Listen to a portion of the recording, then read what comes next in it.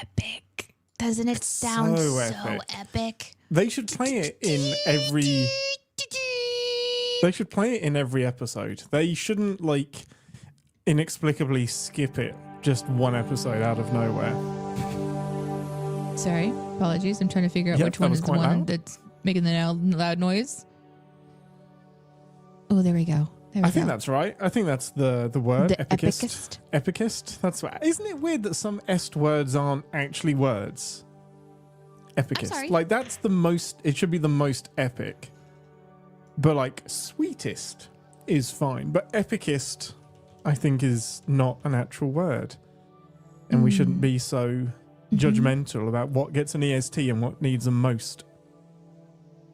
Yeah, you think about it. Like, that probably wasn't on Webster's mind when he was imprisoned or whatever. Wait, did he write the dictionary in prison? Someone did. Someone had to be in prison when they wrote the dictionary. That's the only way that you would write the dictionary is if you were sinfully bored in prison.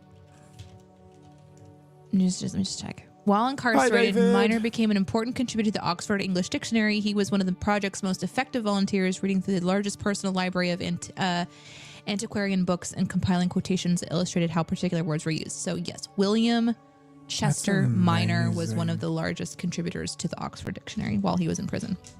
That's amazing. Well, I'm giving you some TNG engine noises as well. Yeah, that's interesting. I prefer the origin story from Blackadder, which is that some guy, I can't remember his name, but he listed all of the words. Blackadder thinks it's useless. The guy leaves it with the Prince of Wales to proofread, and Baldric, the servant, accidentally sets fire to it. So Blackadder has to rewrite the dictionary that has taken 10 years to write, and he can't really get past armadillo. I mean, all of those are words that I know, but like for different reasons. Yes. Just a bit like I know what a Blackadder is, I know what an armadillo is, but none of it involves writing anything down. It's more like Animal Kingdom, esque. Yeah. Yeah, well, Blackadder is a character in this, not an actual Blackadder. Give Polly what Polly wants. It's on. It's so quiet. Oh, okay, hang on. I can fix this. Computer, raise volume of Warp Core. That's as loud as it goes. Didn't you make Google, instead of activating with Google, you activate with computer? Oh, no, I want to, but you can't. Okay. You can't. You can't change it. It has to be HEY Google. It can't be computer. I can get it to call me Captain, though. So if I ask it to do something, it will say, yes, Captain. Yeah, Black Adam is something entirely different, Slab. What a mashup of worlds that would be. Well, hello to everybody. Thank you for being here on this Friday. It is I'm Friday, distracted. isn't it? I am. Go on. I mean, when am I not? But it's fair. I'm distracted. Trying to locate something that fell on the floor. But I'm gonna put it out of my mind. I'm gonna forget all about it. Get on the floor. Get on the deck. Get down there now. Do it right now. Yeah, you can change Google's voice. I've got there's like American. I know Aaron Dicer has his set to Australian for some reason. It's fine. Mine is American because I'm too lazy to change it, to be honest. I found it. From the default. You got it? What was it? You got to tell us now. It was an earbud, chunky, like the squishy bit of an earbud. The squishy bit. Oh, okay. The bit that like they give you multiple fits for different ears. Yes. Yeah. Gotcha. Yes. Wow. Yeah. Okay. I'm getting caught up. Captain, did you get my sends email from last week? I had to leave the live show early. I did. Gratefully received. And I disagree with the ones that you send me about. Your sins of the show, valid. Sins of me, how dare you? On the Siri note, Alexa, Cameron says, as an Alexa user and Trek watcher, I also recommend not changing her wake work to compute. Oh, okay. Yeah, that makes sense. Why? Yeah, because if you're watching Star Trek a lot. Oh, yes. Uh-huh. Yeah. Yeah. Yeah. That happens enough because hey definitely like begins to trigger. And if anything is close, like oodle, oogle. Or the word Danae. Oople. Hey, Danae? No, if you say Danae, it sounds like hey. Oh, because Danae sounds nothing like Google. What are you talking about? Thank you. That's true. What rhymes with Google? Danae. First thing I thought of. So I'm off today and spending it doing some cleaning, as on Monday I was offered a job back in Tennessee. Oh my God. Yay! Woo! Wow. I'm guessing that means you're cleaning because you decided to take that job and it's time to clean up and pack up and scoochy boots. Are you going to go back? Or did you accept it? Well, congratulations either way. Always being offered a job is, even if you can't take it, yeah, it's almost always a compliment. Yeah. However, moving sucks. Yes. If you have to move again. Moving is always a nightmare. I don't think I've ever had a smooth move. Yay, congratulations, JCD. Hi, Nick. And JA. This would be fun. Would be hilarious if they also made it so if you change the accent that it would also use the slang from that country. I hope we get to a point where our personal home assistants are using slang with us. That would be amazing. Stick the kettle on? I don't know why it's telling me to stick the kettle on, actually. Yeah, accents are fun. Yeah. I mean, I would just have mine in Klingon and it would just swear at me. The date is that an accent this, or is that a language? It's both. Klingonese is the language. I'm not kidding. That's what they called it in TOS, Klingonese. And yeah, Klingons. I guess if it's like if the computer ran it through a filter where instead of it responds to you with the question you ask, how many? I don't even know. Just what do you usually ask? Like a math equation. What's 2 + 2? And it would be like often asking that. You've asked for 4, or just something like really aggressive because it puts it through the Klingon filter, or you imbecile, it's 4. Yeah, I answer you with honor. It is 4. Like the amount of hearts I have punctured today, it is 4. That would get really annoying. It really would. But I think it's that staccato is the accent for Klingons. Yeah. That would be really, really frustrating in my opinion. Yeah. Good night, I would really with hate honor. that. It's like whenever you go to a recipe and then they tell you their life story before they get to the recipe. Yeah. And it's really annoying until you find the button at the top that says jump to recipe. It's really, really small. Yeah. So I first started this recipe when I was hungry, but I thought that I was hungry for pizza, but I wasn't really hungry for pizza. So instead I made lasagna, and this lasagna recipe led me to soup. And this is how I made that soup that my grandmother made. Just give me the fucking recipe. Yeah, absolutely 100%. I have learned not only can you click on jump to recipe, you can click on print page, and then you can also select to print just the recipe, and then it's just the information. You don't even have to jump down to the bottom where you're seeing the ads. You're just getting the printed version, saved to PDF on phone, and done. I like this because it's inspired me a little bit. Alexa, add milk to shopping list, and Alexa says bish bash bosh, but I want it to be the regional slang but still in the Alexa voice. Bish bash bosh, it has been added to your list. Bloody hell, governor. I don't hear any difference in your voice to what your usual voice is. Yeah, that's fair. I probably need I can't do an Alexa voice. Oh, like a computer voice? Yeah, like it's still in the computer voice but with the slang. Yeah. Bish bash bosh. Exactly. You do a great Alexa voice. Okay. I do a great English Alexa, which isn't a thing, I don't think. Yeah, we're talking about vocal cadence. That's exactly it. Vocal cadence more than an accent, maybe. Yeah. Robot cadence. What is this? There is a Frakes and Spiner panel and a Lower Decks panel that are must attend, and I'm going to see Anson Mount and Ethan Peck. What? This is preceded by a message. Guys, guess where I'm going tomorrow? The Star Trek convention at the NJ Meadowlands Convention Center. Going to meet Tawny Newsome and maybe Michael Dawn. Oh my gosh, that sounds so fun. Good for you, Nick. Very, very, very jealous. That's amazing. That sounds really delightful. Can't wait to hear your stories. Yes. I hope you do get to meet, especially Tawny. I bet she's so much fun in person. Hi, Highlander. It's good to see you. Sorry, Nick. Cameron. Sorry, Cameron. We should do okay, so especially, I mean, this is really funny because I didn't think about the correlation to today's episode at all. Oh no! Well, we I wasn't really about thinking about lot. recipes and then today's episode, but there's so much. There's so much that you could. Yeah. Like the how would you choose if you could only put one recipe into the book? How would you choose which recipe to pick? Would you do it based on a theme? Would you do it based on a creature that you can cook and eat, like the fish that we saw today? Like, what would your approach be? And then what would the dish actually be? Because obviously we can't cook the fish that we saw today, but maybe you could do, I don't know, the tilapia version of it or something. Well, it would be just I would do it by series. So it would be like all of the meals mentioned in TNG.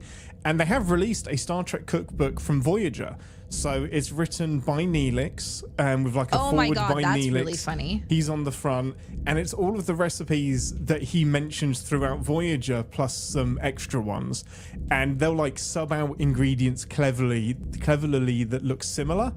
But they were really bad recipes. They were what? They were really bad recipes. I bought it from my mum, and she's just like, I can't really make any of this. Like, it doesn't. I don't think any of this is going to come out great. What? I want to. Oh, it should show you a picture. Don't look at how I spelled Neelix, everybody. Yeah, go into the images. That's the one.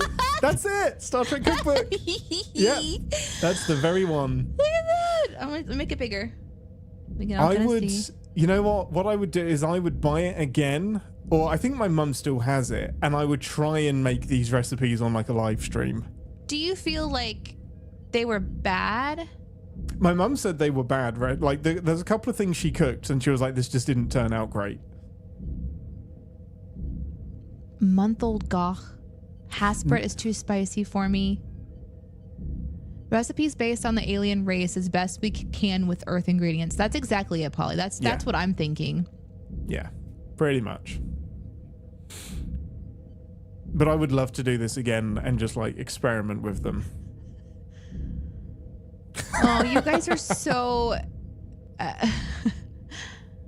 Oh no. It's so true. This is why all the food was crap on the on Voyager. Deep Space Nine recipes would have to be jambalaya variants. It really would. Like some beautiful... Now that's a recipe book that I want. Some like nice Creole food. Leola root? Leola root. Leola. Leola. It was the one of the only roots that he could get hold of, so everything was Leola root, and it tasted horrible. Oh my god. But look at this. Look at these pictures. That's so funny. Did you read that? Neelix's scratch and sniff recipes. I don't want a scratch and sniff recipe. That's so gross. Yeah. But I'm genuinely fascinated by this. I want to try it all. I really do. What is that? What is that? That looks like octopus like tentacles. Wow. Yeah. Okay. Gross. Some of this stuff is getting gross. Oh, I don't know look what at that this. strawberry mousse thing is. I don't... Amazing Star Trek cuisine for true fan. I only want it if it's official. I don't want any knockoff shit. I want official, certified by Star Trek. But that's kind of cool. Let's see what this person... Oh, we don't have a lot of ratings that are in the positive, but that's okay. Beatrice, you did what you did. Is there one food that humans would like? If so, what would it taste like? How would you prepare it? Could you find all the ingredients locally? That's the task that faces Neelix.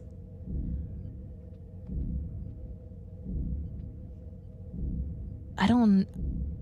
25 recipes that remind you of the Star Trek film series. Well, I want to see what these recipes are. Ooh, we can't see what you're clicking on. Oh, what? Why not? I can't answer that. Oh, wait. Here's the next one I found. The Star Trek Cookbook. New York Times bestselling author, Chelsea Monroe Cassell. Is it official? No. But how can this, whatever this is, not be in the shape of the Delta? Yeah, I've never seen that before. You know what I want? I want a recipe book that is based on... Here's the other one I was looking at. All of the food that Riker is eating before he gets transferred to the Klingon ship for a day. He replicates one of every Klingon food, and it's just all on a table. And there's tentacles, and there's there's like beaks, and there's like feet. It's so great. And he just goes to town, and Frakes just eats all of it. Let's have a look if I can find a picture. Here's Neelix's algae puff sweet spinach muffins. But there was one that looked like the ship, so I'm trying to get to it. Those look... There we go. Here we go. Come on, show me. Look at this. Who doesn't want to eat that? That's You don't want to eat that? That's all novelty and no authenticity. Plus, those nacelles, that looks like the J.J. Abrams Enterprise. That doesn't even look like our Enterprise. There was a brief moment in my mind. I thought this would be so fun to do with Iris and present to you when you come to town next and be like, we're going to... But now I realize that nothing is ever good enough. No. That's a different thing. No. If you would judge the work that would go into... Look at this. They cut pepperoni to title...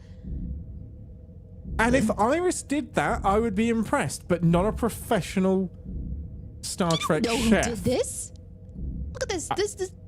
I mean, it's being presented on a website to me as something professional, and I'm not impressed. There's just certain moments when you're like, yeah, never mind. It's nothing I ever would attempt would be worth the trouble of being It's all rejected. about where it's coming from. I would totally accept it if you guys made that. It would be adorable. Yeah, I'm never going to forget that you would be like, no, that's not impressive enough for me. I would like the nacelles to be glowing with some sort of material. I mean, if you could. It's possible. That is not impossible. Bar has been set. Yeah. I know. I'm not going to hit that. You know, there's just times when you see like an Olympian that's just like running. You're like, I have no reason to try that. That's that's me. That's I can't compete. I give up on walking because they run so much better than I can. Yeah, it was a bit green, wasn't it? Like, was that? I don't know what that was. It definitely did not look like something I usually dip my pizza into, but I would try it. I guess was it a spinach dip? I don't think it was guac. I think it was like a pesto. Yeah. Okay. Yeah. I'm gonna show you. This is the standard that I'm expecting. Oh jeez. I'm gonna put the music back on. Okay. This is what I'm expecting. You see that? Yeah, There's like tentacle. Whatever that is. Okay. Whatever that is. Yeah, you can take that off now. Whatever that is. Yeah, I want all of that. No, it's okay. Okay. No. Big old octopus leg. No, thank you. Horns. And they went to so much time to put that together for this one scene. And Jonathan Frakes does go to town on it. Like, he gets a tentacle in there. He's eating throughout this entire scene.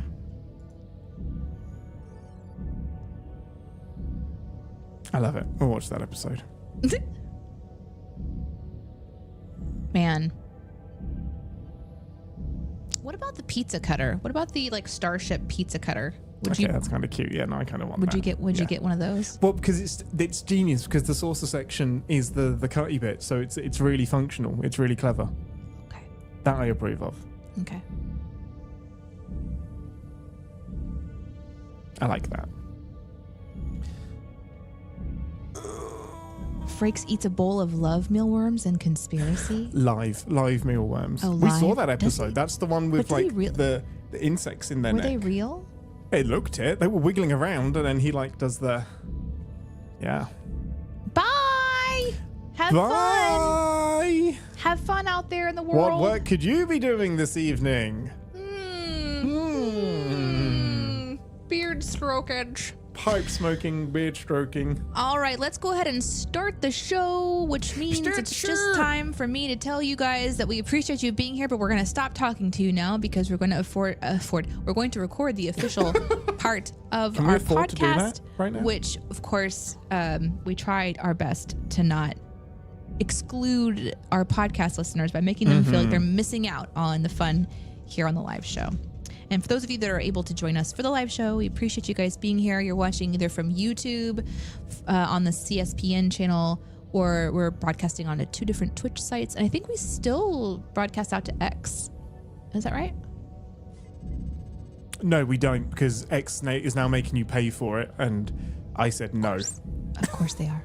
So yeah, nothing to X. There's 2 places you can watch. CinemaSins Live Twitch, or 2 places on Twitch you can watch. CinemaSins Live, and also on my personal channel, which you can go to Danae Says and see the same exact content there. Maybe someday I'll be able to do some other gaming things over there. We'll see. Time will tell. Today we're going to be talking about A Farewell to Farms, Lower Decks episode 4 in the final season. And yeah, we will be pinning your comments for later. We try to like pop them up on screen as they're relevant to what we're talking about, so you might know or have spotted certain things, and we will pin them and then try to like put them up when we chat about them, and then also of course try to cover some of the sins during the sin section of the show here in a little bit. I agree with this one first and foremost. That's going to be my main one. It's true. It's the main end of the episode. Okay, are we ready? We're ready. Welcome to 10 Forward, the part of the show where we grab something from the replicator. Your warp core is still on. Actually, oh, damn it. Thank you. Welcome to 10 Forward, the part of the show where we grab something from the replicator and share our immediate thoughts and feelings on the episode we just watched. Most important question first. What would you like from the replicator? I don't want anything, because this episode put me off replicators completely, and food, and B-plots in general. What would you like from the replicator? Yeah. I just can't stop thinking about that, like the little squirt thing of bird poop. I don't necessarily want to eat it. The manure thing. But I feel like it would be kind of fun for some odd reason.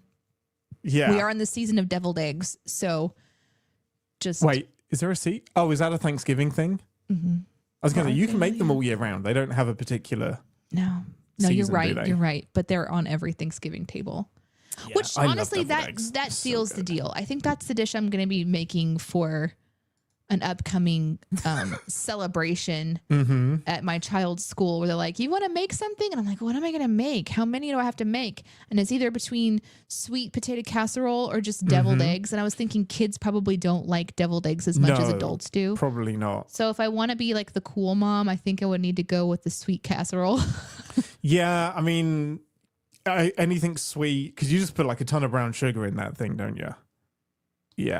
Yeah, that's the one that's going to win. But I'll take the deviled eggs. And they're finger food. They're so easy to grab and go. It says a lot that we're talking about Thanksgiving food instead of the episode. Give us a synopsis, Ambassador. In this episode, we continue to follow the theme of open rifts somewhere, but we don't know it until the very end, when we realize why Mariner... Sorry, you jumped to the end of the That's not the synopsis. That's the tag on the end. That's nothing to do with the episode. If you have a problem with how I do this, don't ask me anymore. We don't know until the end, and it's the true reason why Mariner and Boimler have decided to travel to Klingon territory. And it also explains why Boimler suddenly knows so much about Klingons, because he was doing a debrief for an undercover mission. But during the entire episode, I'm like, well, isn't this convenient? Isn't he just the Data of this episode? Yeah, always. Yeah, he often is. And that's the A plot, and the B plot is all about bird shit. Yeah. The end. Overall thoughts and feelings, Ambassador. Don't let my enthusiasm color your emotions. Did you like this episode? Overall thoughts and feelings.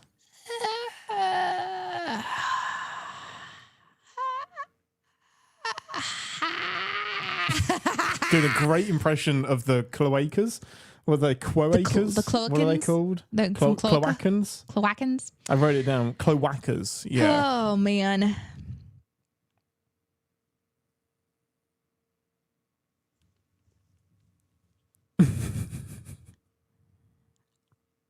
I didn't like last week's episode. True. I think you liked it better after we talked about it. Yeah. Like a little bit. So I feel like we need to talk about it before I know how I really feel, because it seems that usually That's after we fair. discuss, there's some sort of reflective insight that influences how I land. But I checked out so hard on this one. Harder, I think, than I did last week when it was about relationship dramas. And I don't know. I think part of the reason is because I don't know Birdman like maybe other people do, and I didn't find him very. You know him just as much as us. Okay. So I don't care about him at all. He's a fun character to kind of see, like Cat Doctor, kind of pop in and then do something and then pop out. And I know that it's often food references. And I guess the idea is that we need to see some of his backstory to validate his presence for the last 4 seasons. I disagree. I don't think we needed to know anything about where he comes from or why food is very important to them.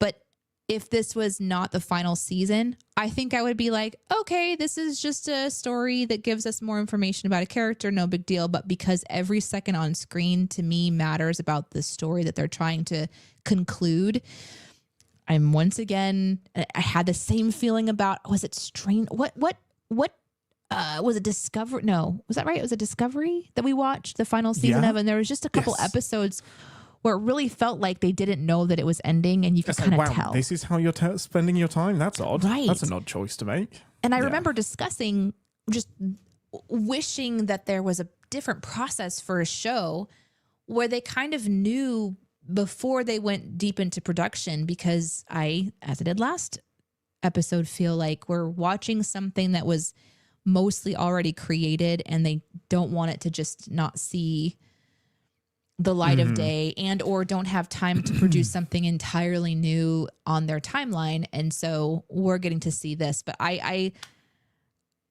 was thinking about many other things I would rather be doing than watching this episode while watching this episode, unfortunately. And I think it's because I wish it was about something else. Yeah, this isn't going to be one of those episodes where I come out swinging and say, this is what I loved, and it ends up convincing you, because I'm right there with you. And it feels unfair to put extra pressure on the final season, because I think you're absolutely right. If this is like midway through the run, it's a filler episode. It's okay, we got a little bit of progression there. We got a little bit of a deeper dive into Miggly Moo. But that sucks a little bit when you're like, I don't really care too much because you've only got 6 episodes left and don't care about Miggly Moo. It doesn't help that overall Miggly Moo's been a bit of a miss for me. Like, I loved him when he first popped up, I think in season 1, I was like, oh, that's great, a bird counselor. And that's something you can do with animation that's really tricky to do in live action. And that's really fun. And the ship has a counselor, which means that we're going to get to explore some, like, the therapy side of things, like Deanna does on TNG. Nope, he's just a kind of goofball that often has terrible advice, unhelpful analogies, and kind of like gets, from my eyes, kind of gets therapy wrong most of the time. So I've never really been excited when he's appeared on the rare occasions that he does. He always seems to be the butt of the joke. And that just feels like an odd choice to me in Star Trek, to make the therapist the butt of the joke. Yeah. It's a struggle, because I know it's the end. They don't necessarily know it's the end, and I'm feeling that kind of pressure. I'm trying not to judge them for that. Exactly. Yeah. So coming out of the episode going, oh, wah, it's like an extra wah, because I'm not seeing what I really want to see, which is my favorite characters. Now, the Boimler and Mariner stuff was more interesting to me, but this episode is an example of when you don't care as much for the B plot, it is a distraction how they cut back and forth into it. And this one felt so jarring. Yes, it did. It felt like sometimes we'd even cut over for maybe a few lines, it seemed, or just like the next really quick beat of the B story, and it would disrupt the progress of the A story or vice versa. And it just missed it for me on the pacing as well. So whether this is quote unquote a disappointment because it's the final season and I'm looking for more or not, it still felt jarring to me the way that it was pieced together. For me, it's still a bit of a meh episode. Like, you put this anyway, you put this in season 2, and I'm like, okay, we got to see a bit more Klingons. Okay, that's fun, cool. And that, what you mentioned about like the jarring cuts between them, I felt that the most at the very end when they kick into, actually, we're here to find out about this dimensional rift, like, and we need your help to scan it. And then they cut back to wrap up the B plot, and then we cut back and they've already scanned it and they're back with the results. And I'm like, man, I would have loved to see them do that. I would have much rather, I know you have to wrap up the B plot, but I'd much rather them see them go and scan the dimensional rift and stuff. And I know that's not what the episode is really about. It's just to carry on the subplot throughout the season. But it made me realize how much I didn't really want to be in that B plot. It didn't really do much for me at all. Like, I don't feel like, I know it gives some extra context to Miggly Moo, but it's context I didn't really need. And I think if you have a 20 episode run like you did back in the day, you get one of these filler episodes where you dive into the lower decks, the real side characters, and you give them some time in the spotlight. But it even feels weird for me to do that in a 10 episode run when you're so tight on time. I think I agree. Though it may have been heavily engineering like jargon minded, I would have gone into the rift stuff more preferably than two birds that lost their taste. I mean, that's really what the B plot is about, is Miggly Moo almost being taken off of his ship, even though that they shouldn't even have a right to take him off of the ship, because the two old birds are just not tasting flavor as well as they did. And that to me is a very loose thing. And I would much rather be watching a passionate group of people scan a rift. But yes, in addition, even though there wasn't a lot, or it was kind of a quick mention, there was a big piece of information, which is that these are not naturally occurring rifts. These are they're being made by someone or something. Yeah, they're being artificially created. How interesting would that have been to discover? So it's hard because as creative writers, you and I, and as people who create story with in different areas of our life, we are always thinking about possible storylines, and it's not necessarily fair to the show to come up with like all the ideas. And I don't do it intentionally going, I have a better idea.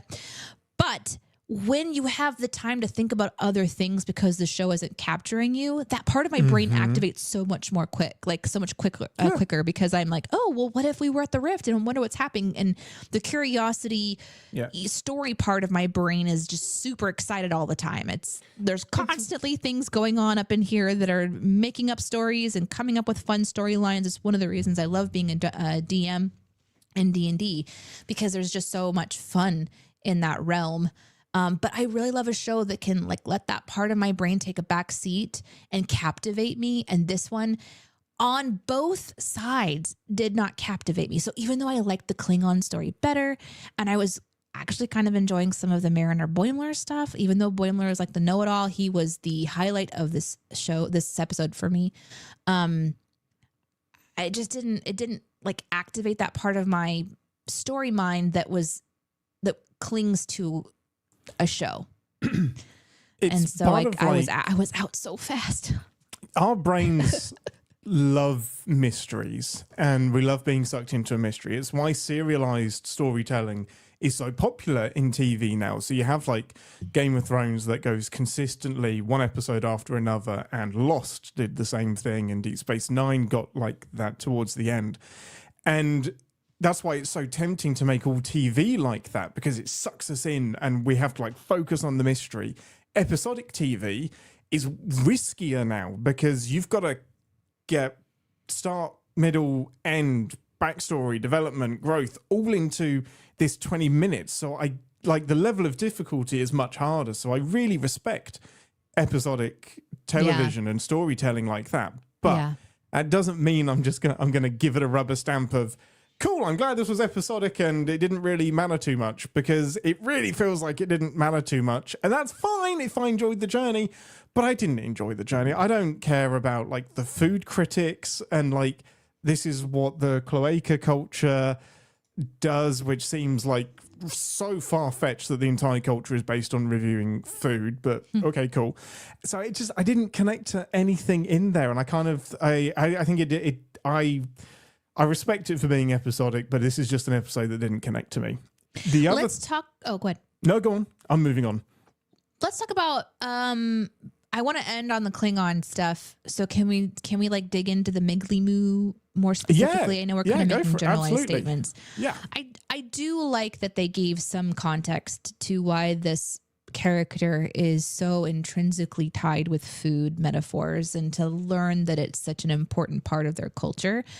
And it led to a moment when everyone was cooking together, and I really enjoyed that scene. It reminded me a bit of Strange New Worlds, and how important it is. Like, they have those sort of round the table in the captain's quarters or wherever that is, making meals together. And that felt really, I don't know, important. Wholesome. Yeah. It's nice to see the crew do something collective, like something communal and bonding like that. And the captain's like opening up the oven, and I don't know how they got an oven, but they have an oven, and taking out the big, multi-eyed fish creature, and not being sure about what it looks like. But then, Miglimu is very excited about it. And it reminds me about how food and culture are so intrinsically tied together. Yeah. And of course, this time of the year around Thanksgiving, there's lots of food and lots of traditions and lots of things. And like with Iris's school wanting me to cook something, they're like, cook something that's like a tradition in your family. And I don't come from a tradition family based around food or dance. It's mostly just, what do you like to make? Make it every year because everybody likes to eat it. So like, there's no reason that boiled eggs is is a valuable piece, or the yummy salad, the yummy potato salad. It is a potato salad and sweet potato salad are totally different things. Totally different. Yeah. Solely different things. Yeah. So different. And they just feel like, I don't know, it doesn't feel as interesting whenever I go to someone's house who has a very interesting looking meal that has been made by generations and generations and generations of their family. And maybe I'm intimidated by it because it has a hoof in it. But, we're going to taste the soup. I liked this part of that episode because it kind of reminds you that sometimes you sit at the table with someone different and you're about to eat a fish head for the first time. And you know what? Yes, you're about to find out what an eyeball feels like when it pops in your mouth, but it's still good. It's part of it. It's part of the experience of widening your horizons and trying new things. And it was only like the tiniest little bit of this episode, but I liked that part. Well, that like feeds back into TNG, because some of my favorite throwaway scenes that you can call throwaway scenes because they don't always lead anywhere are them eating. So there's the cold open where Riker is preparing eggs, and he's like making eggs for everyone. And there's Dr. Pulaski. And Worf loves the eggs, but everyone else thinks the eggs are terrible. But it's the act of him like preparing the food in front of everybody, and he makes nowhere near enough eggs for everyone. But then Pulaski is talking about the tradition of breaking bread, and Data has questions. And related to that is like the poker matches as well. Like some of the poker scenes, the conversation they have has nothing to do with the episode or like what they're really investing in. They'll talk about beards or they'll talk about bluffing, but it's them doing something together and using that to explore. Yes. For me, this episode, that B plot didn't explore anything with the food, really. It was just, they've lost their taste buds because they're too judgmental. I was waiting for them to be like clones or something, or to be like aliens that are like taken their place, or like just something more than their over judginess made them lose their taste buds. And that's obviously the psychological hit that Miglimu gets to deliver at the end. So I'm okay, fine. It was okay. It didn't need to hit on all those levels. I'm going to look for the silver lining, and that was it for me, is it did give us a chance to see everybody cooking together, and you get to see the assassin. She's like, assassin training, that was so cute. And I really enjoyed that. I really enjoyed that part. Was there anything else about the Miglimu stuff that you wanted to dig into, or shall we advance? No, honestly, no, I'm looking through my notes. I guess the one thing that I kind of nodded at and thought, oh, that's clever. It's the the fact that at the very beginning of the episode, Miglimu says the whole reason that they invented warp travel was so that they could go out and experience strange new new food dishes. and to strange new dishes and to review food and stuff. Yeah.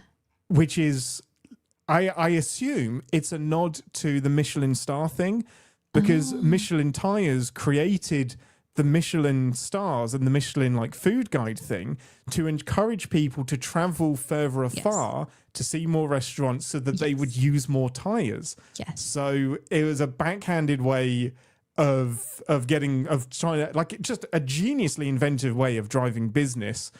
And it's ended up becoming this thing that restaurants actually really seek to have. So I assume it was like kind of cribbing on the Michelin star thing, I guess. But it might be a bit of a reach. That's all that I really had to say. I still think the voice actor for Miglimu is great. I just don't really like anything that they're doing with Miglimu, to be honest. And the A plot, yeah, they both let's talk feel about like the Mandalorian. Yeah, you opened by saying, wow, this feels super Star Wars. Tell me more about that. No, didn't it feel like... Not for me. Okay, I was trying to remember the show, so bear with me here, but I think it was the Mandalorian, and it starts off where he's kind of like out on that farm for a while. Yeah, yeah, and I it think just you're felt right. Yeah. very much like... Gotcha. Like Western set in space, which they very intentionally drew it to be very Western in space. Yeah, Home on the Range. Yeah. Yeah. So I'm watching it. I'm like, this feels very Star Trek, and I'm Star Wars. Sorry, Star Wars. I'm pretty sure it was Mandalorian that was like the Western. Yeah. And there was even like the creature that they kind of rode on, and they had to do like the farming. I get where you're stuff. going. I get it. I know Danae's brain. I know how like those connections happen. So I'll allow it. Are you going to gently pat me? Yeah. Okay, Danae. Well done. That's fine. I get the connection. Space things happen in space. Yes, that's fine. So we rejoin Mah, who we have seen before in Lower Decks. So he is one of the Klingon lower deckers in Wedge Douche, of one of our favorite episodes to mention that we still haven't seen.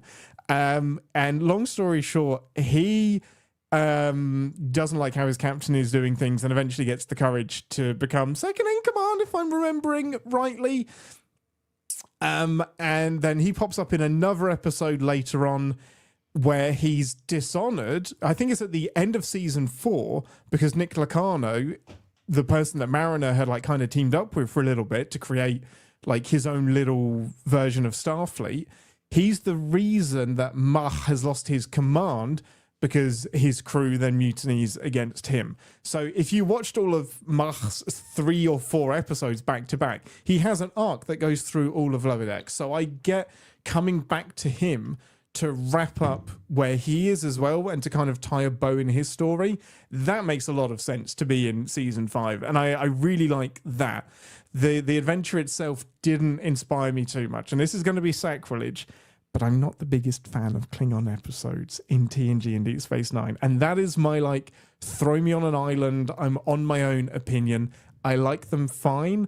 Some people live and die by them. They've never been, yay, it's a Klingon episode. I appreciate the world building and what like Ronald D. Moore did during TNG and everything to build out the Klingon mythos, but they're not like my favorites. So I think coupling a heavy Klingon A plot with this meh food B plot, this was always going to be a tough ask for me to get on board with.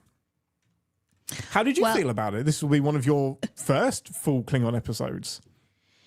I think it does everything a Klingon episode usually does, but right. I don't know, because I'm not as well versed as everyone knows, since I'm mostly just been watching Star Trek intensely, like once a week for the last couple years with you, and we don't see Klingon focused things very often, so they feel a bit like a treat. Bias. It might be my accidental bias. I personally, I love Worf so much. Yes, absolutely. That when a Klingon episode comes up, I'm like, oh, it's a Klingon episode. Oh, I don't really relate to these people at all. Worf. Yeah, I like Worf, not the Klingons. Yeah, exactly. That's the kind of thing I've had to think that. as well. Yeah. But there is this interesting thing that happens, which is that I want to learn more about Klingon culture so that I can better understand Worf and the conflict, the inner conflict that he experiences around the humans, and also just his the complex there's just so much that has to happen when your people expect you to do the same things so intensely and so warrior-esque. So I like tradition focused. Yes, but also like that very violent. So the Klingons are really fascinating to me in that way. And so each time I've seen a Klingon scene in Lower Decks, I really enjoyed it because Mariner has this fearlessness because she understands so much. Yeah. And she's wild and, but also her intent to attack or to just jump into the danger is something that ends up building her rapport with certain characters in the show that, we got to see. Yeah. And then you've got Boimler in this episode, who is the facts person, who is also the over enthusiastic person who's going to Disneyland for the first time. That kind of vibe, but like the most dangerous Disneyland ever, because he approaches these dangerous things as if it's just like his first time to ride It's a Small World. And that sort of juxtaposition was enjoyable because, again, I'm kind of related to those two watching. It's kind of a weird thing, but like I am also fangirling about being around Klingons within the show in a strange way, but then remembering that it's not great because we're going to die. Yep. That's fair. But when I got yanked out with bird food, I was not happy. I wanted to stay in that world and marinate in it a little bit. But by comparison, it's much more fun. Where this kicked off for me, okay, it's also interesting because you got this the character that they're trying to make a captain again for their own good, not because they're friendly, but because they have an ulterior motive. Yes. So he's kind of like very hesitant. He's a reluctant hero, and so it's hard to relate to reluctant hero unless there's a lot of backstory. So I think maybe if you had watched all of the episodes, you'd really be relating. I didn't.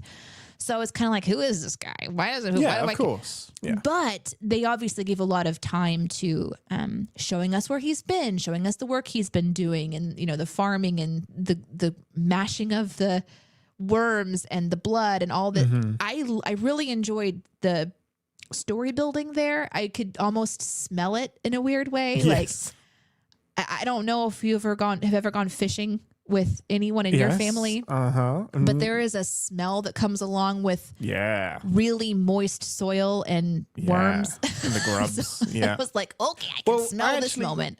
One of the things I really liked was changing the opening sequence. It felt a little bit strange, but I liked the life on the Klingon prairie thing over the opening credits that gave us a glimpse into this stuff. And I like that because Klingons famously make blood wine. They make lots of food.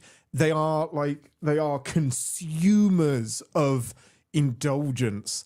So someone's got to make that shit. So there has to be farmers. There has to be people doing all of this because I think they use replicators to make guns and that's it. Yeah. But they want their food live. So I love that glimpse into, this is what Klingon farmers do. And that's honorable to do this. It may not be like the top most honorable thing, but there's still Klingons that do it.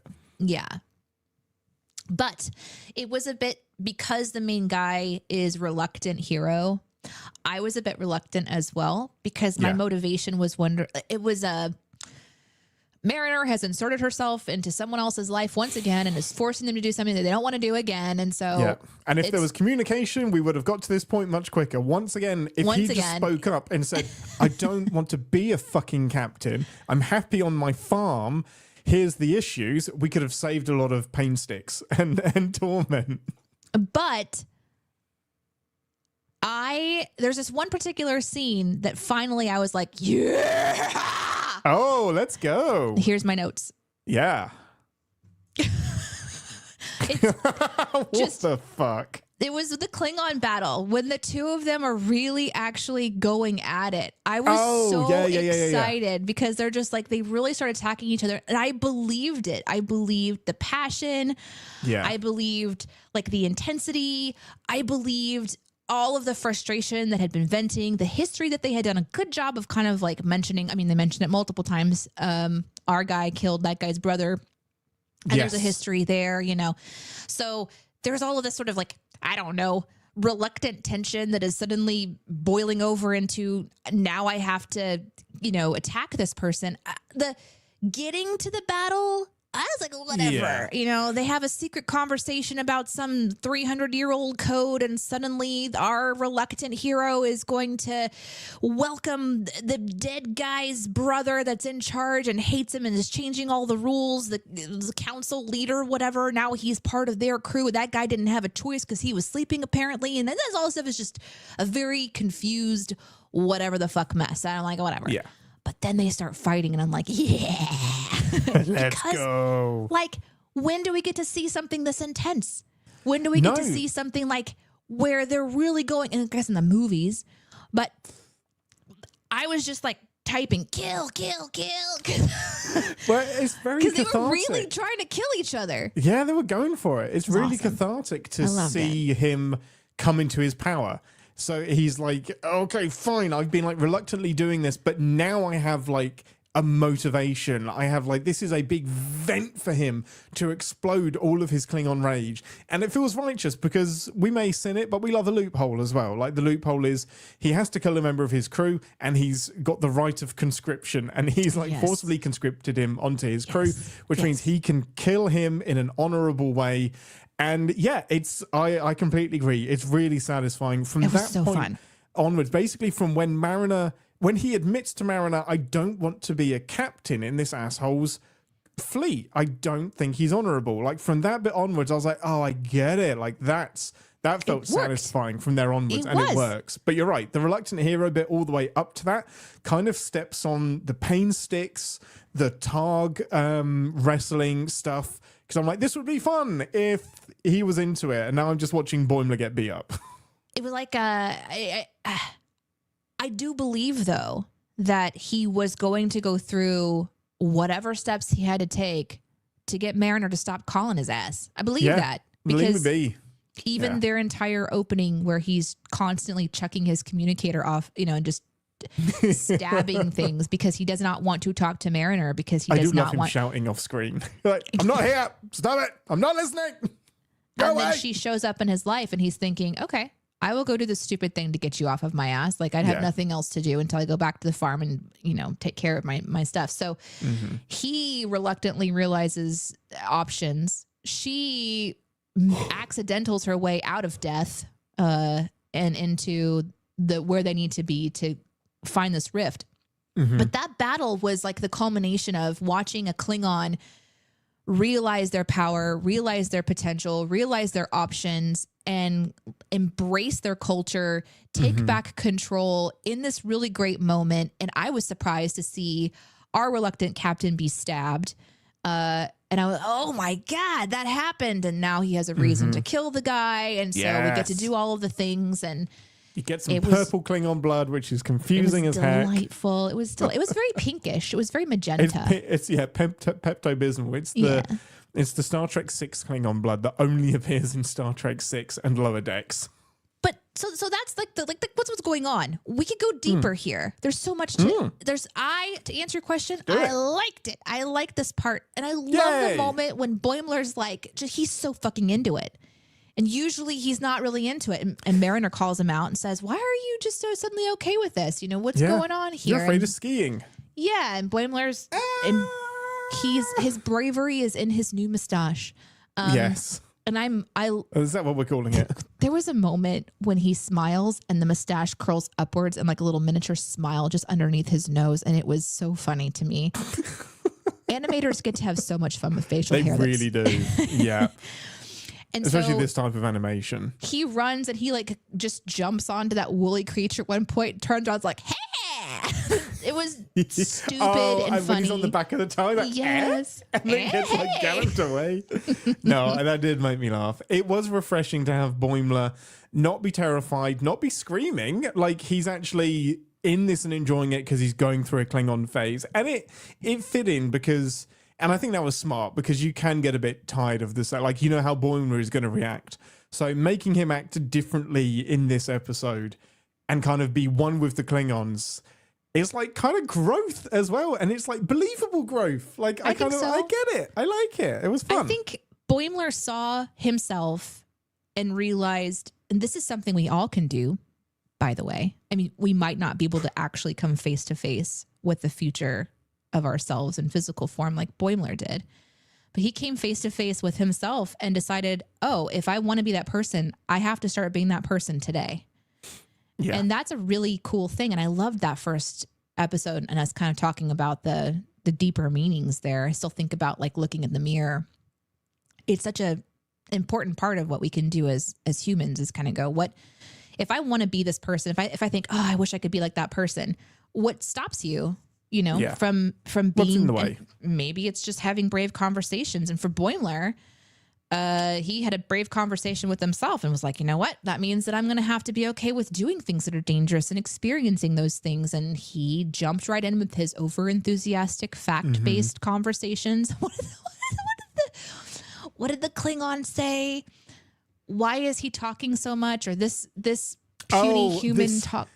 This human is full of words. Full of words. This human is full of words. Full of words. So true. Great. And but I love at the end when like Boimler faces him and he's just like, stop being such a car. Yeah. And it's clearly meant to be stop being such a cock. But they've just turned it Klingon. I love that. It's really and funny. Marina's just like, whoa, you're going to get yourself killed. What are you doing?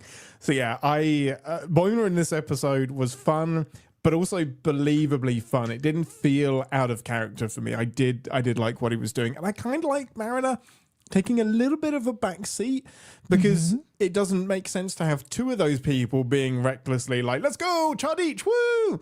Like she kind of, they made sure that Mariner let Boimler do that crazy stuff and she was the more level-headed one. So they got the balance between them pretty spot on for me. I think so too. I like that. And Boimler's idea to distribute the electricity was what kept them alive. And very smart. So I think that whole section worked for me. I like it more when I don't have to cut away from it and can live in it a little bit longer. And I really wish that the B plot was either rift based or something, but it is what it is. And I think they could have like broken format completely and just gone with a plot. Like, just if you're dedicating the opening sequence to the Klingon farm, I was almost expecting there to not be a cutaway to the Cerritos at all and just have this as a full Klingon episode. Yeah. And there's so many beats in there that worked for me. The reluctant captain having a brother that actually was very handy. Like a dude bro as well. Dude bro Klingon. So great. I'm so happy to hear dude. I mean, it was a little jarring, but at the same time, I thought that it was appropriate. So. How did you get it so deep? And you're like, I don't know, man. But he was really delightful. He definitely grew on me.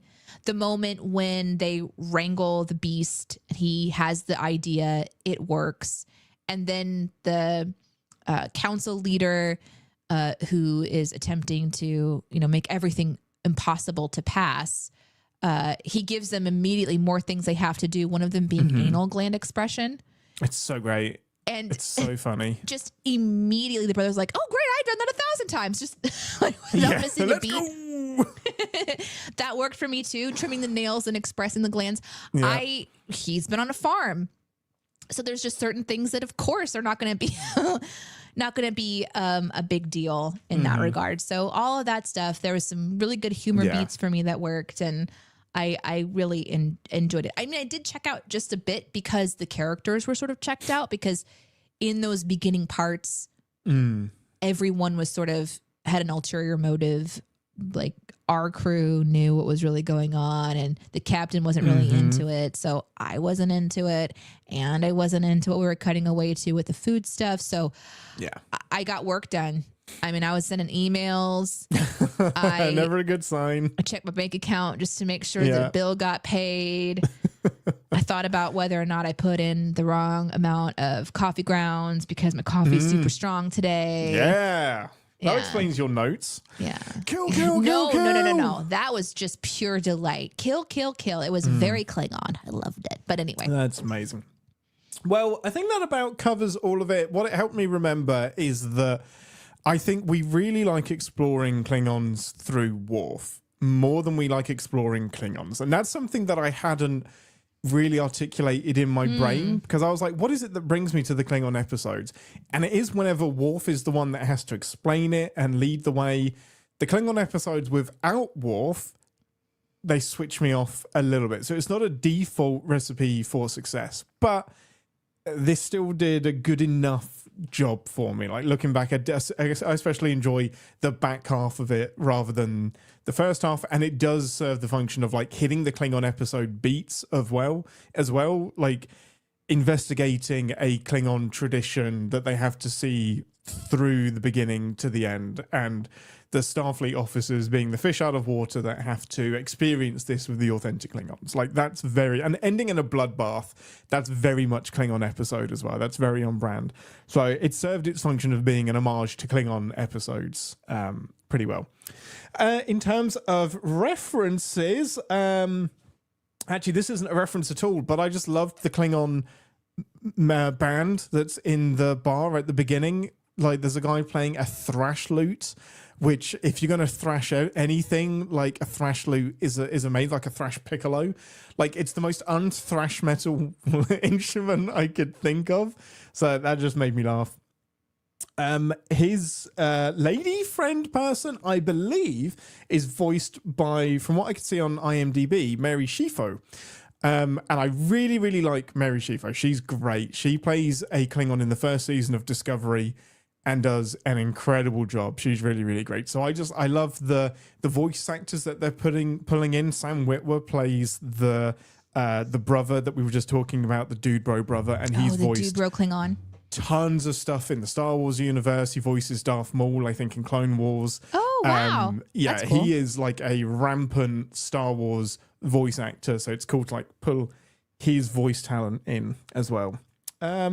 Mariner mentions the boob windows, which I don't know if boob windows has ever been canonically mentioned on screen, but it's infamous. It's the Klingon female uniform that always has the cutout to show the inner side boob. Have you ever noticed that? I don't know how many female Klingons you've seen on screen. I'm sorry, you said boobs and I just was like, what? Yeah, boob window. The Klingon outfits for women always have boob windows. As they should. Yeah, so it's just fun to see Mariner reference something that the fans have dubbed, but I don't think we've ever seen it mentioned on screen. I mean, do they need to breathe? Do they have is that like gills or something? No, I think it's just like look at me. Like, I think it's genuinely just look at me, look at my boobage virility. I don't know. It's a warrior. Potentially great Klingon war tactic. Thing. Yeah, I guess it's a distraction method, isn't it? Yeah, no eyes up here. Put them here so I can kill you faster. My batleth is over here. My boobs are here, but you're not seeing the batleth. Yep. What else did I have? It's always fun to see General Coring come back. It's funny because we just watched. That's one of the episodes that we watched in our preseason build up as we were going through season 1 of Lower Decks. That was fun. And you have lots of thoughts about the Klingons. So did I. So good. Yeah. And I think that's all. I'm sure there's some homages that I missed. I guess the pain sticks are the other thing. Like the Klingons lining up as they are with the pain sticks and stabbing them is like a direct homage to the Icarus factor, which is, I think, the first time we see pain sticks. And Worf is miserable because it's the anniversary of his rite of ascension and he's surrounded by humans instead of Klingons. Wesley finds out that it's the anniversary, creates a holodeck program, and they all have to watch Worf go through this pain stick ritual where they gradually get more and more and more and more intense. And it's just literally copy and paste that part of the trial into this, whatever this trial was called. I think it was called the pain stick trial. No. I can't remember what the actual ritual thing they were like talking Worf's about. ritual? No, the in this episode it was the right of getting your captaincy back or something. Oh yeah. Did I write it? I don't think I wrote it down. Oversight Council. Mm-hmm. This is gonna be Klingon as hell. Yeah, it is. You weren't wrong about that. Rites of unending pain. There we go. Yeah, so that he can get his captainhood back. Well, with that, Ambassador, let's do some pips. Overall pippage. 1.5. This is going to be Lieutenant Junior grade for me. It's 1.5. I just nah. With that, let's head over to engineering to do some sins. 2 to beam out. Warning. Warp core collapse in 10 seconds. Red alarm. Red alarm. Red alarm. This is the part of the show where we re-engage our sin brains, remind ourselves that no TV shows without sin, even our beloved Star Trek. I've got some fun ones for this. Good. I did want to open with the return of lighting that pisses me off. So they have got to stop putting in these throwaway lines. Last week, it was the sun makes sure that each individual person, the artificial sun, makes sure that everyone that is individually tanned to the right amount and doesn't get over tanned. Now, Captain Freeman is like, the fluorescent lighting is designed to be the perfect level of lighting for everybody. That's not possible! You can't unless you have an individual spotlight above each. How can it be the same for everybody? It isn't. Like, I think Betazoids like it darker and like the Klingons like it brighter. If everybody has different needs, how are the fluorescent lights in the mess hall being perfect for everybody? Because it's a simulation. Everything's a simulation. This is like, I hope they revisit this, because this is like these throwaway lines about lighting being perfectly designed. It is just baffling me. It's not possible, Danae. Yeah. I don't know what to tell you, man. I guess maybe everybody has some sort of like a implant that adjusts their eyes or something. Like, it has to be something that would be individually in the person. It can't be a computer thing. It's not what she says, though. It's not what she says. Your turn. Okay. I don't have any. Once again, it is weird for me to send this show, so I'm going to go to the chat and steal the chat sins. Go for it. Okay. This is it for me. This is the number 1 from Wandering, who says sin episode did not contain dog. That's fair. Will we see the return of dog? We need it. No, I mean, maybe in the final episode, if they had enough time to create the last episode, knowing that it was the last episode of the whole thing, we might see just like a Muppets Go to Manhattan version of everyone showing up. Dog ex machina. Dog comes in to save the day. Yeah. I've got a classic, very specific Klingon ritual exists that solves the specific problem of the episode. Not once, but twice. There is a very specific ritual that will help him get his captaincy back. Yep. And there is also a very specific ritual that will get him out of having to kill himself or one of our main characters. It's not a known one either. No, it's like buried. But it's buried enough that they don't remember, but Boimler knows because of his research. Well, and that's the sin as well. Boimler knows more about Klingon rituals than the Klingons do. But yeah, it's such a tropey thing. Like, there was never any concern anything else was going to go wrong, because you just invent a ritual that's going to save the day. That's fine. Yeah. The Klingons have a tradition for it. Here's a sin from Flyboy. Performative fainting. It's fair. This one made me chuckle. It's when the cloacas arrive on the ship and they're moaning about the environment, and they're like, oh, you don't even hoover the carpet, or you don't even vacuum the carpets. And they've arrived in a room that doesn't have carpets, Danae. There's no carpets in there, so why would you hoover a carpet when it doesn't exist. Because the audience at home wants to laugh at carpeted spaceships. Carpeted transporter rooms. Some of it might be carpeted, but the transporter room is not. Okay. Here's a sin from J.A. Sin, Klingon leader is consumed by personal bias and is undone by honor rules. Like always. Exactly. It's amazing how many Klingon leaders aren't actually honorable. Boimler knows everything about the rituals, but didn't realize they needed 4 people for this one somehow. Because they have to rope in the brother the last second, and Boimler wasn't prepared. It's a good thing they did too, right? Yeah. Be omniscient or omnipotent or not at all. Here's a sin off from Mud of an Opossum. Love that. Love the picture as well. Sin removal for the massive Targ being a good boy at the end. He's such a good boy. I knew as soon as I saw that creature that there was going to be like some comfort with the brother, because the miniature version of those creatures were what were on the farm. Yeah, so Targs are great. It was kind of good to see him back on the farm, because that means he wasn't being kept to battle. Yeah. The saddest part of Star Trek 3 is when that Targ dies. It's not fair. Do you need a minute? Yeah. Rest in peace, Doc Brown's Targ. Okay. I'm happy to be wrong on this one. However, he has to choose a member of his crew to sacrifice. And there's a couple of reasons why that doesn't make sense. He's not choosing a member of his crew. Yes, he is a member of his crew, but the spirit of this is to, like, part of command is that you have to send somebody to their death. Like, Deanna has to experience this when she takes her commander's exam. She has to send holographic Geordie to his death, and she struggles with that part of the test because she's got to look him in the face and say, go into that vent, fix the problem, get vaporized. And like that's the part of the command thing. And his cop-out of I choose myself also doesn't make sense, because the whole point is that he's passing the ritual. You can't pass the ritual and be captain again if you die. And I know at that point he like is fine dying because he doesn't want to be captain, but it's a stupid loophole that shouldn't be part of the ritual. It's so like it just baffled my brain. Tied me up in a knot, Danae. I'm so sorry. It's okay. It's okay.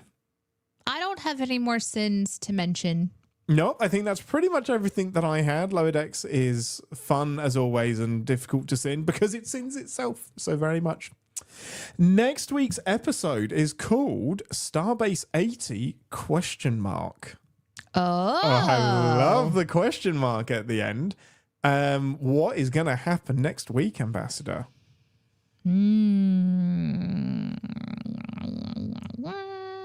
Why would it have a question mark? Mm-hmm.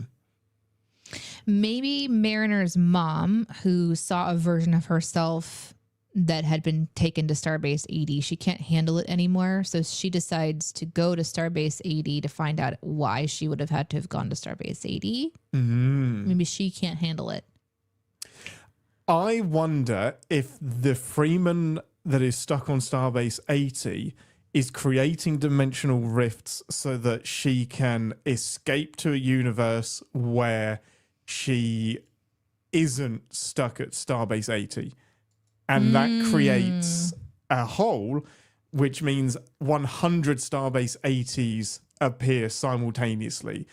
And they're faced with lots and lots and lots and lots of different Starbase 80s, and they have to get them back into their right places, and maybe they end up meeting a ton of different Freemans. So Winder has one, or Wandering has one prediction. They go to Starbase 80, but while there, realize they're in an alternate reality. Oh, they never returned to they their never reality. Maybe actually returned. Yeah. Yeah. So maybe it's like something. Maybe somebody on the ship. The other one is still on the other side and trying to create rifts, but the rift was there before they went through anyway. So yeah, but time travel, like it could just be a rift that appears through time. Nick says, "What if it's a clip show of all the different universes, Starbase 80s, and how they interact?" You said clip show, and I switched off. This is chaos. Yeah, pure chaos. Yeah, I don't know. I feel like there's just some questions about what Starbase 80 is. And so if they're really trying to kind of go in and answer some questions, that's a fun thing to do. So yeah. I'm not surprised we're getting a Starbase 80 episode. It's been sprinkled throughout all 5 seasons of Lower Decks. So yeah, it's about time we get there. So yeah, the question mark is very, very interesting. With that, thank you for listening, everyone. We hope you're enjoying the show and Lower Decks. If you want to reach out to us with anything, send us an email to captainspod@cinemasins.com. Or join our lovely community on the Captain's... Join our lovely community on the CinemaSins Discord. We have a Captain's Pod channel where, I forgot to tell you this, Danae, the last few days, I can't remember who to give credit to. Somebody in the live chat will tell me by the time I finish this sentence. But they just sent a little thing that says, pick a favorite Star Trek quote, but replace one word with sausage. And I'm not kidding. Like, sometimes these things happen for an hour and then disappear. 3 days solid now, there have been every quote you can think of with one word replaced with sausage. That makes so much sense because usually every week when we go live, someone says Moopsie versus something, and there was a Moopsie versus sausage, and I was like, what the fuck is that about? That explains it. Yeah, Paulie shared this in the Captain's Pod channel on the CinemaSins Discord. My favourite has been the sausage must be drawn here, this far, no sausage. Well, there's obviously to boldly go where no sausage has gone before, right? Yeah. Like that's the clear. So, space, the final sausage, the final frontier. There are so many fun ones. I highly recommend joining just to read about all of the sausages. It's great. Amazing. If there's no other reason to join our fan group, it's just to read the sausage quotes. It really is. In next week's outtakes, I'll read out some of my favorites. Well, with that, we'll see you next week, everyone. Until then, oh no, I've lost my quote. Until then, I'm Captain Ian, and your presence is a burden. Leave. And it's get over here and clutch me, you sausage. Live long and prosper. Get over here and clutch me, you coward. I decided not to go with get over here and sausage me, you coward, because that's... maybe I should have gone with very opposite kind of like sentiments with yours and mine. Like, leave, get over here. It's brilliant. I sausage you and you say yuck. I love that one. Well, let's go through some of your comments, but I have a feeling that we both need to take a little bio break, and if it's not both of us, it's definitely me. Oh, I'm good for once. I'm actually okay. You go do the thing. Go disappear. I'll be here. I'll be there for you. Sir, I protest. I am not a merry sausage. It's it's endless. It's so much fun. Okay, Lord of the Rings. I didn't do it. I didn't do it last week. We'll see. I'll try and pick up from where I left off as well. I think I did a paragraph. I think I did one paragraph. Did I do the prologue? I think I did the prologue. I did the forward. No, I think I skipped the forward.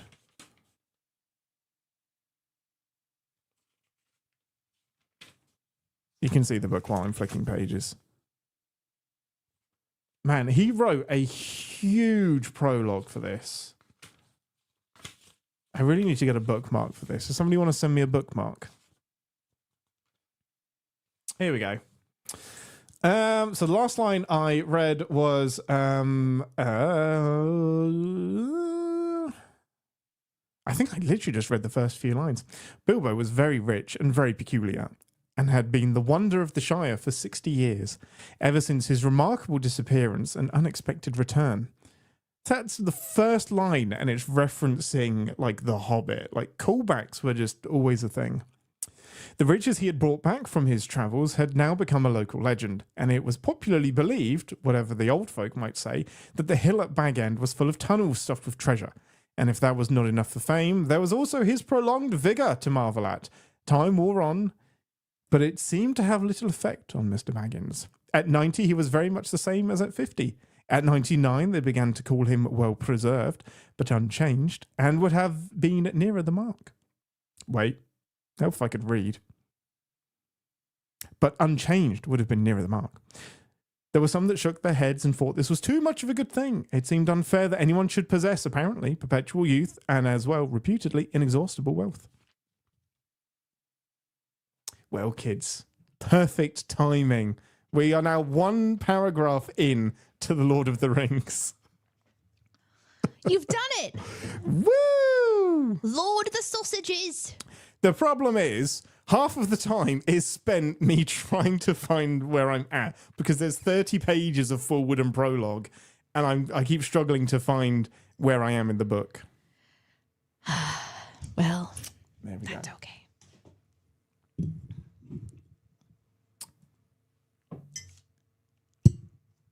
Hold on, I got some music for that.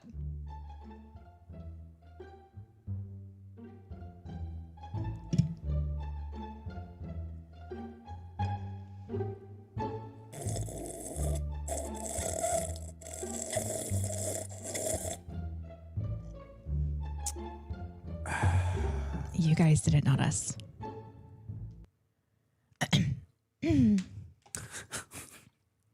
Amazing. You shall not sausage. So, do you judge me now that you know that I wrote down kill so confidently? Like, how? No, not at all. That's totally on so brand. Fun. Die. Stabby. Okay, who's Targ? Oopsie. Targ is the name of the boar-looking things, the Klingon boars, dogs. Oh, Moopsie. Moopsie wins. Yeah. So much bone on that thing. Nick said both of these stories felt like a B. I mean, they have bones on their outside as well. They're in so much trouble. Both of these stories felt like B and a C story. If the captain wasn't involved, it might have been funny to imply that the bridge crew was doing an A story without them. Yeah. And they've done that before where they're just like, they have no context for the mission. It's just, oh, yeah, they're off doing something important. Wait. Sorry, wrong button. Just going to be, I'm done with this conversation. I'm beaming everyone out. I'm out. Yeah, bye. I guess I'm being beamed out. Better than being torpedoed. That's true. Oh, look at that echo. That echo. I won't do the phasers because I've got it jacked up to the max and it will destroy everyone's ears. Jacked up to the max. Oh. We need to write right? I would love to do an that. Episode of Lower Decks. We would be able to do it once, I think, and it would take a lot of our creative energy. I don't think we could do a full season. Like these people have to do so much work goes into making a season of TV. First of all, we would have maybe 2 hours a week to spend on it, and it would take us a year. Yeah, exactly. We'd get through Lord of the Rings quicker. Yeah, we still need the pips from last week. I think it was 2.5. Yeah, we shared it in the Discord as well. I believe it was 2, and then by the end we made it 2.5. Yeah. And we apologized to you for changing it. Yeah, I think you stayed on 2. I went to 2.5, I think. Yeah. Is what I remember. I did like this as well. I didn't mention it I forgot to mention it in the episode. Nice touch having a bird species with a utensil that pre-chews the food. Like, that was kind of funny, like how, but then that's like how they feed their kids. That's not how adult birds eat. Like, I get it, but I don't think that joke works. I didn't think that they were pre-eating it, but now I can see that it might be a nod to that. I actually wondered if the utensils were somehow tainting the food. Oh, interesting. Because it's obvious that they have something wrong with their palate. That's an obvious thing. But I would also, if this is just a thing that they have to do, they have to pre-chew the food. Why are you presenting the food at all? Just blend it. Put all of it in a blender if that's how it ends up in your mouth. Maybe. Sin removal. Danae remembered a small detail from earlier in the season. Yay! Which detail is that? Pat. She's forgotten it already. Don't worry. It's gone. The moment has passed. What's the small detail that I remembered? Tell me, sci-fi. The rift? Was it? So I can celebrate with you. Was it the rift? It's got to be something about the rift. Was it about looking and reflecting on yourself? Maybe that was it. Maybe. I love this comment during the show. I decided not to reference it because it would have had us go back in time. But I was talking about like Boimler pretending like or acting like the Klingon thing was like a ride to Disney, and Link's like, it's a small world ride is very dangerous. Just to make you aware. Just to make you aware. I don't think I went on that. Question: is blood wine made from worms? It seems like this would say so. Yeah, only in the Chateau region of France, whatever it is. It's like a version. Champagne region, yeah. Maybe blood wine might be made by different creatures, and this is the worm version. We didn't know until now, but I guess it's the fermented blood of worms. Like, that makes a lot of sense. I could buy that. So yeah, I love that. I love this. The like, Mike McMahon was like, it's been 60 years, guys. Can I finally explain where blood wine comes from? And they're just like, yep, you got this. Well, there is such a thing as worm tea. No, there's not. Okay. One moment, please. I don't. I've decided that instead of just continuing with my confident thought that I'm going to start just Googling everything so that I have. But when I say no, there's not, it's as much denial. It's not me saying you're wrong. It's me saying I don't want this to be right. Yeah, okay, sure. I don't like the idea of that. Tea. Nick says, okay, who's creating the Rift theory? Starbase 80, Freeman, William Boimler, Harry Kim. Yes, to all of them. I think they're all working together to create dimensional rifts. All of them, all at once. Worm tea. First, let me tell you my experience with worm tea. Okay. So I have a friend who was doing like in-home. What? Just Phil popping up with pee taint because you said tainted the food, and then he's just like, haha, you said taint. That's my brain. Of all the things that I say, that's the one. Yeah, that's the haha, you said taint.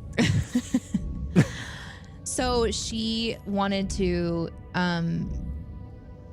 compost her food using worms, right? So you can purchase worm houses. Yeah. Which is essentially a multi-tiered container where you can put it in, like you put your scraps on the top. Yeah. And then the worms are up there with the soil, and then like obviously they help to essentially accelerate the process of this stuff being, you know, like decomposed or whatever.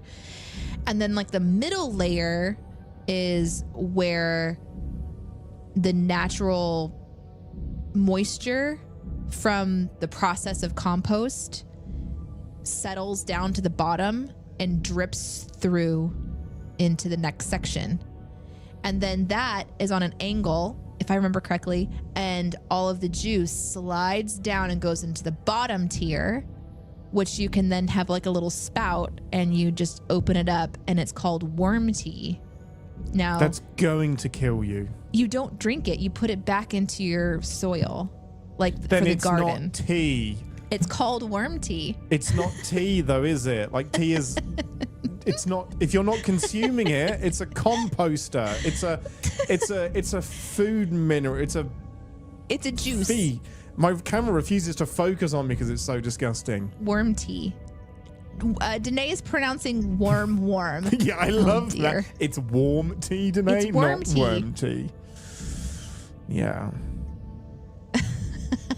That is almost as bad as microwaving tea. There's a difference between telling you what worm tea is and a lecture. Anyway, worm tea will enrich the soil and improve the health and growth of your garden, indoor and outdoor plants, lawn, flowers, and vegetables. It is not for consumption of humans. It's not worm poop. Yeah, no shit. Okay, it does include worm poop, yes. Yes. It's like a fertilizer. That's grim. You don't have to put it back on the top of your thing. You actually can put it with your... Like, you could take it and then go around your house and put it into your house plants. Oh, good. I'm on board now. Yeah. Chamomile isn't actually tea either, but people call it tea. Thank you. There's only one tea. And that is... the tea that I give you. PG Tips. PG Tips. That's yeah. it. That's actually, it's just that one brand. I won't allow any other brand. It's the PG Tips. Yeah. It is objectively the best tea. Oh my gosh. PG Tips, I swear to God, if you sponsor us, I'll be the happiest man in the world. PG Tips, reach out. Please give us a sponsorship deal. I will say the best things about you. The minor detail that you remembered was alternate Freeman going to Starbase 80. Oh, I nice. did remember. That's it. You're correct. Thank you, darling. Well done. Just the tips. That's right. Yeah, that's their slogan. Tips. I am also enjoying coffee, Flyboy. When are you going to release your notes for the episodes you watched? Do you want me to? Yeah, Danae. Do it. Release them. I know I talked about it before, but... Make it a Patreon extra. Something I have to do is to remember to save it, because what I do is once I've made my point, I delete it. so that whenever I'm glancing through my notes as the show goes on, I'm just looking at what's remaining, and I would have to remember to do that step of saving it so I could go back to it. It's not impossible for me to do that, though. Yours would be way more interesting than mine. I doubt it. No, 100%. Mine's just like shout it. I list the references and that's it. And then the plot points. It's not very... I mean, I will occasionally scream when they fuck with lighting in a way that I don't agree with. And someone actually had... oh, there we go. Nick said, Ian, I have an explanation for the sun. Imagine it's like a phaser that targets all the guests simultaneously and it blasts everyone individually in order to tan them properly. I think that's insane. I think that's fucking insane. And I don't think that works as well as you think it does. Because I don't like I said, what if you're hugging and you get some like bleed over? Like it is so complicated to do that. It baffles my brain. Like not impossible, fine, but it baffles me. I'm gonna try to save it. Save it. Now, this is gonna make me want to leave more interesting comments. I mean, if I can remember to do this, I can't promise that I'll keep this up because it'll be difficult. But I'm gonna put it up in the Discord for you guys. Oh, amazing! Just make sure you haven't got any trade secrets in there. Oh no, no trade Here's secrets. all of my passwords that I keep in the same document.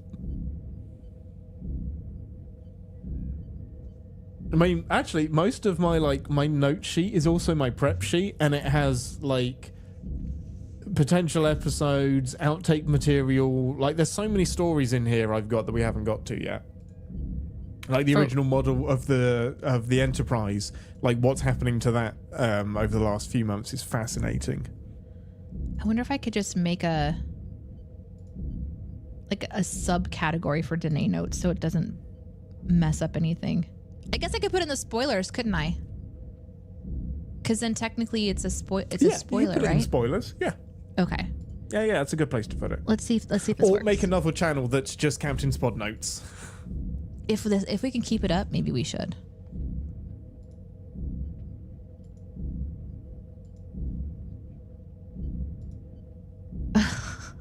I did not go back through and read anything. This is just my notes. I should probably read it.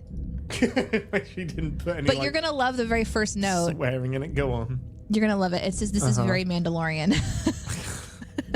It's my first note. Get off my ship. Now I'm beaming you off. Get out of here.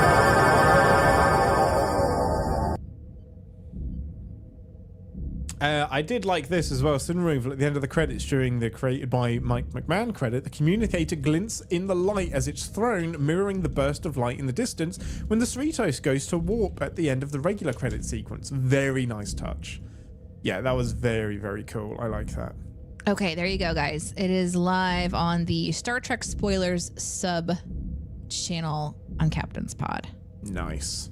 I don't know if you actually are going to be interested any longer after looking at the mayhem of it, but there you go. Love that. Well Thank done, you for Zane. asking.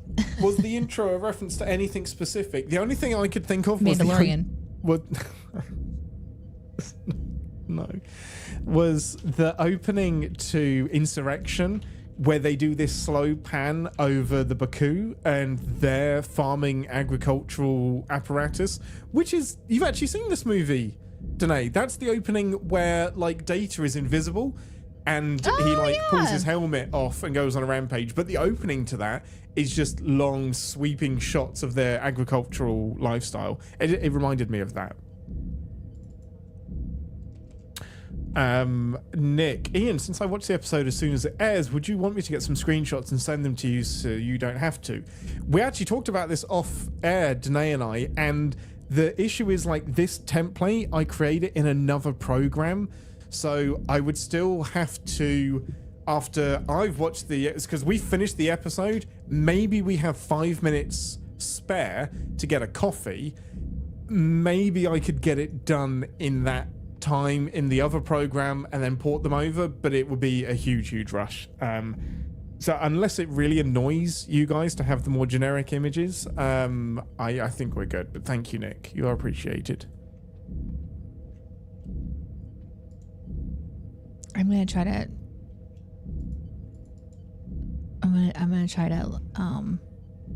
share this picture.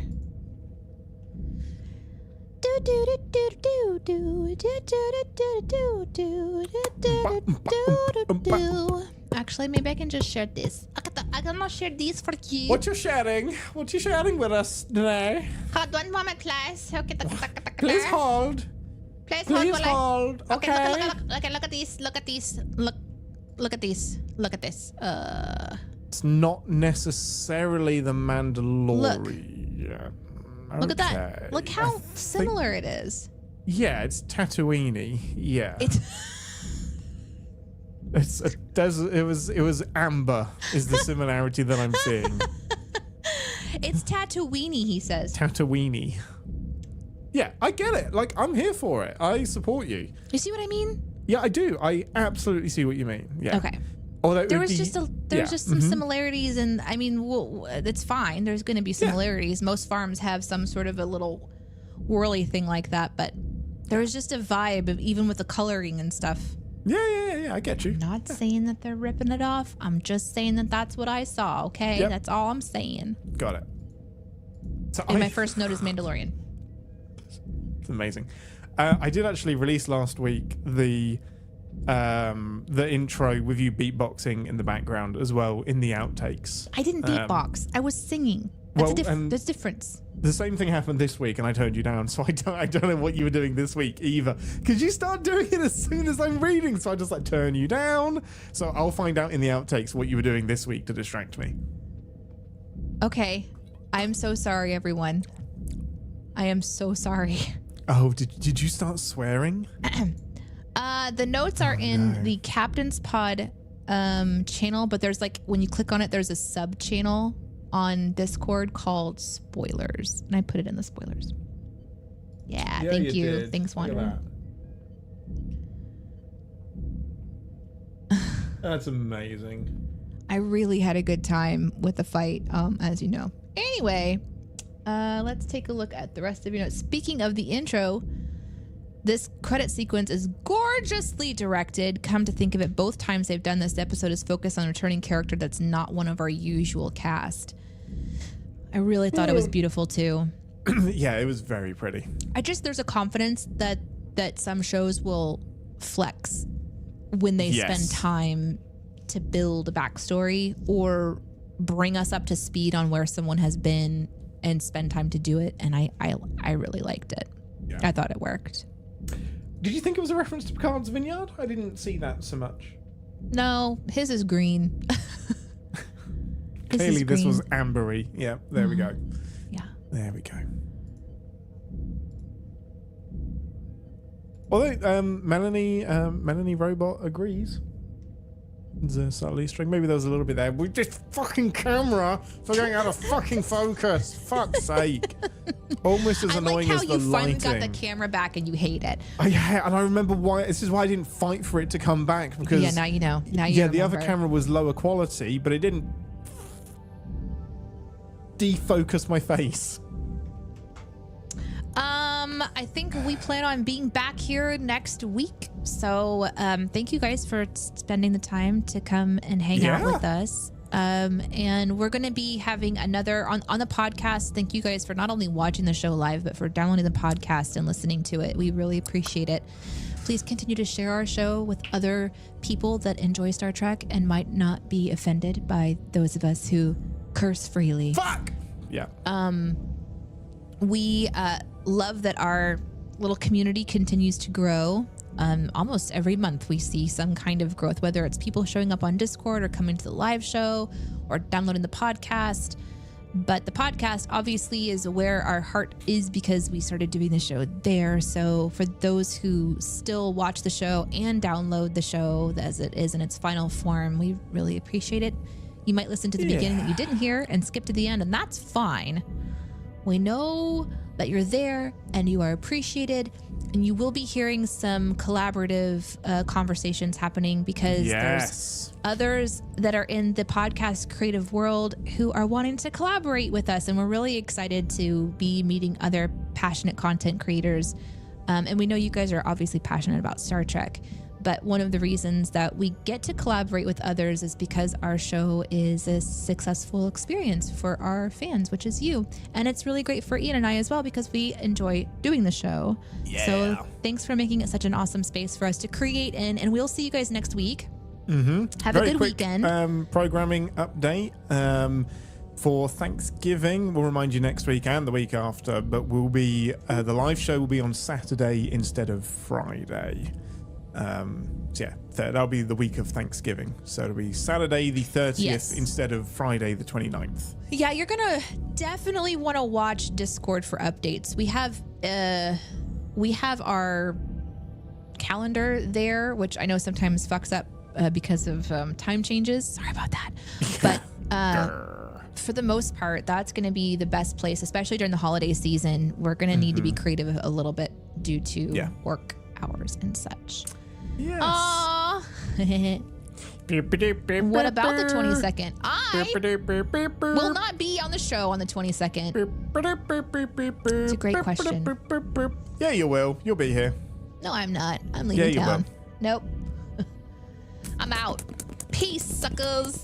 I'll have to do the episode on my own. It's just going to be me talking for an hour. Yeah. Oh, I'll give you an animal story. You want an animal story? How about the cat that loves me so much he's decided to come and sleep in my room and back up his nasty, crusty, dusty kitty cat butthole right on my face while I'm sleeping. Crusty butthole. When you're sleeping and the cat wakes you with ass and face backed into me. Yeah, he loves you. And then curled up on my pillow, but didn't like remove his butt. And so all this is happening while I'm waking up. You think the worst. Yeah, you think about the bird he just killed a couple of days ago and whether that's going to be like slowly leaking out of his butt. Because he brought me another bird, everybody. There was a day when I could not be home for a good period of time and he missed the window to get into the house to have his crunchy, delicious food that I give him. And so he decided to go out and eat crunchy bird. So I get home and there's just like pieces of animal and it was gruesome. Yeah. It was gruesome. Good for him. Anyway. But yeah, that happened and then the cat backed his butt up in my face and that's adorable though. He loves you, clearly. He is really loving me. And right now, do you want to know where he is right now? I believe that he is in your bathroom. He is? How do you know?